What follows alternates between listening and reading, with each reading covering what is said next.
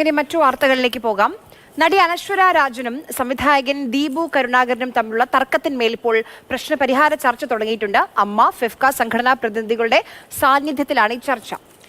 Yes, രാഗിൻ വിവരങ്ങളുമായിട്ട്. രാഗിൻ, സിനിമയുടെ പ്രൊമോഷന് പങ്കെടുക്കുന്നില്ല തുടങ്ങിയ ആരോപണങ്ങളുമായിട്ടാണ് ദീപു കരുണാകരൻ രംഗത്ത് വന്നത്. അതിന് അനശ്വര സോഷ്യൽ മീഡിയയിലൂടെയൊക്കെ മറുപടി, തന്റെ കരിയർ തകർക്കാൻ ശ്രമിക്കുന്നു എന്നടക്കമുള്ള ആരോപണങ്ങളുമായി മറുപടി നൽകി.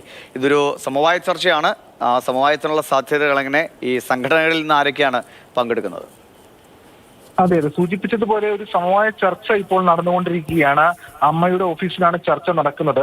അമ്മയുടെ പ്രതിനിധികളോടൊപ്പം തന്നെ ഫെഫ്കയുടെ പ്രതിനിധികൾ ഉൾപ്പെടെ ഈ ചർച്ചയിൽ പങ്കെടുക്കുന്നുണ്ട്. കൂടാതെ അനശ്വര രാജനും ദീപു കരുണാകരനും ഈ ചർച്ചയിൽ പങ്കെടുക്കുകയാണ്.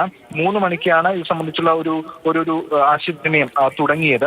നേരത്തെ സൂചിപ്പിച്ചതുപോലെ ഈ മിസ്റ്റർ ആൻഡ് മിസ്സിസ് ബാച്ചുലർ എന്ന സിനിമയുമായി ബന്ധപ്പെട്ടായിരുന്നു ഈ വാക്ക് തർക്കം ഉണ്ടായിരുന്നത്. അതായത് സിനിമയുടെ പ്രൊമോഷന് നടി സഹകരിക്കുന്നില്ല എന്നതായിരുന്നു ദീപു കരുണാകരന്റെ ആരോപണം. ഇന്റർവ്യൂവിലടക്കം, അഭിമുഖത്തിലടക്കം ആ ആരോപണം പങ്കുവച്ചിരുന്നു. അതിനുശേഷം നടി അതിന് മറുപടി നൽകിയിരുന്നു. അതായത് ഈ ആരോപണം അടിസ്ഥാനരഹിതമാണ്, ഒരു കാര്യവും പോലും അതുമായി ബന്ധപ്പെട്ട സത്യം ഇല്ല. മാത്രമല്ല, റിലീസ് ഡേറ്റ് നീട്ടിവെച്ചത് പോലും തങ്ങളെ അറിയിച്ചിരുന്നില്ല. തന്റെ കരിയർ തകർക്കാൻ വേണ്ടിയിട്ടുള്ള അല്ലെങ്കിൽ അതിനെ ബാധിക്കണം എന്ന ഉദ്ദേശത്തോടു കൂടിയാണ് ഈ പരാമർശങ്ങളൊക്കെ നടത്തിയത് തുടങ്ങിയ ആക്ഷേപങ്ങളും ഉന്നയിച്ചിരുന്നു. ഇരു കൂട്ടരും പരാതിയും നൽകിയിരുന്നു.